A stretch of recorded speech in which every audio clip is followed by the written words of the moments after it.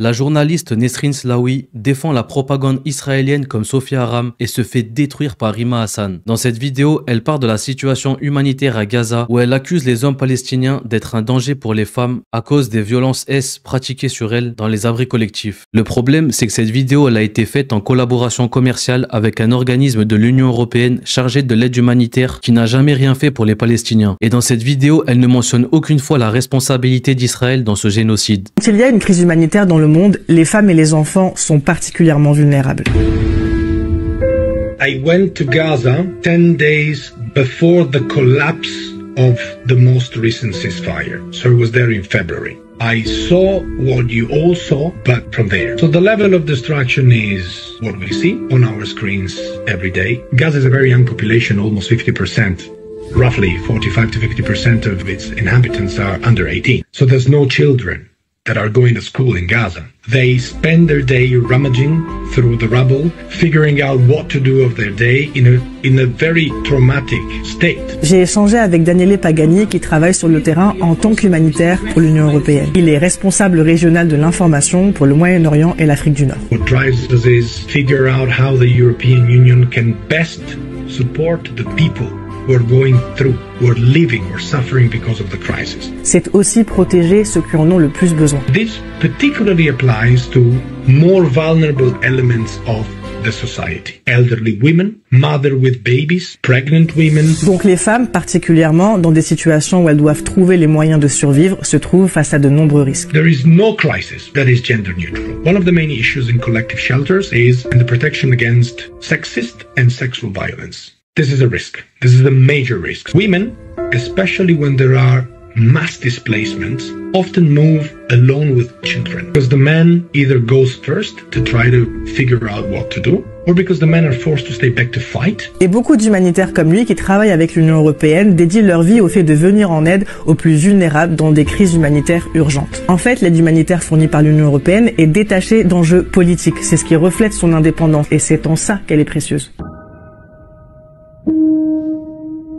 Face à l'indignation des gens en commentaire, elle a tout de suite supprimé la vidéo. Mais juste avant, Rima Hassan a eu le temps de la détruire. Elle a publié dans une story Instagram, dans une vidéo depuis supprimée comprenant un partenariat commercial, Nesrin Slaoui appuie que le risque majeur pour les femmes palestiniennes étant dans une crise humanitaire et d'être victimes de violences S. Un jour, il faudra arrêter de se servir de cette crise humanitaire pour se créer un pseudo-engagement pour une pseudo-journaliste qui vit sur une pseudo-reconnaissance des nôtres. Le risque majeur pour les femmes palestiniennes, c'est le génocide commis par Israël. Si vous n'avez pas le courage de le nommer et de le dénoncer comme tel, fermez-la. Je saisis l'occasion de partager mon expérience et mon témoignage lors du concert de TIF pour la Palestine au Zénith auquel j'avais été convié pour dire un mot sur la Palestine. Nesrin Slaoui a œuvré en coulisses pour m'écarter de l'événement, arguant qu'au nom de son statut de journaliste, elle ne voulait pas d'étiquette politique. Au final, il a fallu négocier une lecture d'un poème palestinien et non un discours. Je dois avouer qu'après cet épisode, j'ai eu un peu de mal à l'écouter sur le féminisme et la solidarité entre femmes racisées. Silencier des voix palestiniennes parce que leur discours est trop politique ou même radical, c'est une posture paternaliste et colonialiste. Le plus drôle dans tout ça, c'est que certains pensent, pour sauver leur image et leur intérêt, qu'il est possible de parler de la Palestine sans faire de politique, d'où la convocation de la situation humanitaire, comme si cette situation ne découlait pas du colonialisme, de l'apartheid et du génocide. Il faut aller dormir et se réveiller après la libération de la Palestine quand on est aussi insignifiant et inconsistant. Rima Hassan qui continue, ce que Nesrin Slaoui ne dit pas, un rapport onusien concluait en mars dernier qu'Israël a systématiquement recours à la violence reproductive est fondée sur le genre à l'encontre des Palestiniens depuis octobre 2023. Nesrin Slaoui se revendique de la profession de journaliste. Quel journaliste est payé par l'Union européenne pour faire la promotion de ses actions? Qui plus est dans un contexte de complicité avec un génocide. Ce que fait cette journaliste, c'est la même chose que fait Sophia Aram avec le CRIF. Être à la merci des sionistes pour leur faire plaisir. Mais heureusement qu'il y a des gens pour dénoncer ces impostures. En plus de déshumaniser l'homme palestinien et indirectement l'homme arabe et musulman, Nesrin n'évoque pas le fait que les violences qu'elle décrit sont le fait d'Israël qui a fait du V une arme de guerre. Nesrin Slaoui fait exactement la même chose que Sophia Aram. Elle décrit Gaza comme une catastrophe humanitaire, mais elle ne prononce jamais le nom d'Israël. Comme si les bombes, les blocus et les famines tombaient du ciel. C'est le même mécanisme, rendre le génocide acceptable dans les médias français en le dépolitisant. C'est ce qui fait le bonheur des sionistes. Beaucoup accusent Nesrin Slaoui de servir la cause macroniste. C'est quand même fou de rigoler quand on t'accueille avec R&B Fever alors que tu viens parler politique. Nesrin Slaoui est consciente de la place qu'elle a et du rôle qu'elle joue. L'écrivaine franco-marocaine Nesrin Slaoui est dans notre studio.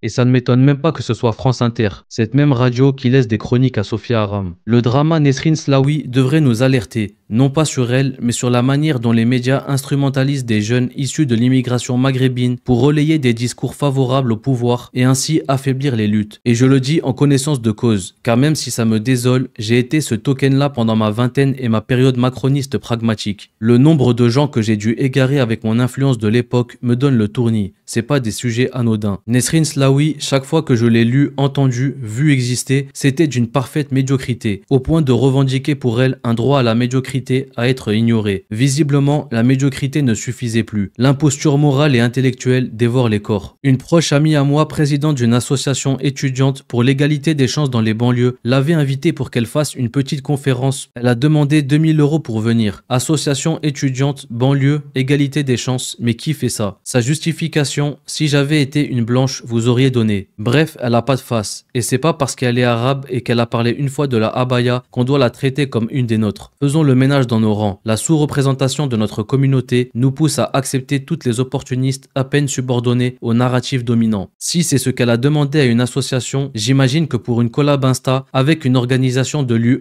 ça doit être tellement plus. J'ai connu la seconde lors de mon parcours universitaire et sa posture est dangereuse. Un poison pour ceux qu'elle prétend incarner. La transfuge des classes, dont le discours ne sert de porte-voix qu'à son ego horrible. Quand tu passes ton temps à répéter aux gens que malgré ton parcours, t'écoutes encore du rap, t'es une caricature ambulante et ça révèle surtout que tu t'adresses à ceux qui méprisent ta classe sociale. Et encore, je passe sur ce que j'ai vu de mes propres yeux. Elle dessert celle qu'elle prétend représenter plus qu'autre chose. C'est un industrie plan qui sert de caution aux dominants pour nier toute radicalité aux minorités que Slaoui incarne. Stéroïdée au syndrome du survivant, elle ne doit même pas s'en rendre compte. Nesrin parle de Gaza, des enfants traumatisés, des femmes qui souffrent, de la destruction des infrastructures, mais à aucun moment elle n'ouvre la bouche pour dire qui a fait ça. La violence de l'entité sioniste, le blocus, les bombardements, les politiques internationales qui maintiennent Gaza dans un état de génocide permanent, rien. Pas une seule fois. Elle transforme un génocide en problème humanitaire abstrait, comme si c'était un drame neutre à gérer. La dinguerie de ça quand on sait qu'on assiste à une famine organisée et au génocide le plus documenté de l'histoire. Bref, elle insiste sur le danger supposé que représentent les hommes palestiniens pour les femmes dans les abris collectifs. On nous fait croire que le problème des femmes à Gaza, ce sont les Palestiniens eux-mêmes et non les forces qui détruisent leur vie et leur maison. Et ça, c'est exactement le type de récit que reproduit des stéréotypes orientalistes et sexistes. Elle fait passer les hommes palestiniens pour dangereux, tout en évitant de pointer du doigt les vrais bourreaux. Elle détourne l'attention des véritables dangers politiques et militaro-stratégiques pour que les Occidentaux continuent à se bercer de leur vision morale et simpliste du génocide. Je sais pas comment elle fait pour pas avoir honte d'elle-même. Tout son discours est calculé pour la présenter comme neutre, bienveillante et experte. L'Union européenne, l'acteur moral pur et généreux qui agit avec discernement, mais mort de rire. Bref, c'est la marque de fabrique de NS, policing du langage et de la respectabilité, le discours humanitaire pour se faire une place dans les grands médias et institutions, tout en profitant de la misère d'un peuple soumis aux pires atrocités pour booster sa carrière. Les néolibéraux, vous êtes la plaie de ce monde. En résumé, elle se fait du capital symbolique sur un génocide en cours, normalise l'horreur et masque les responsabilités tout en se donnant bonne conscience. Et vous continuez à l'applaudir. Quoi qu'il en soit, donnez-moi vos avis en commentaire. Et n'oubliez pas, ne laissez personne penser à votre place. Que la paix soit sur vous et vos familles. À bientôt pour une prochaine vidéo.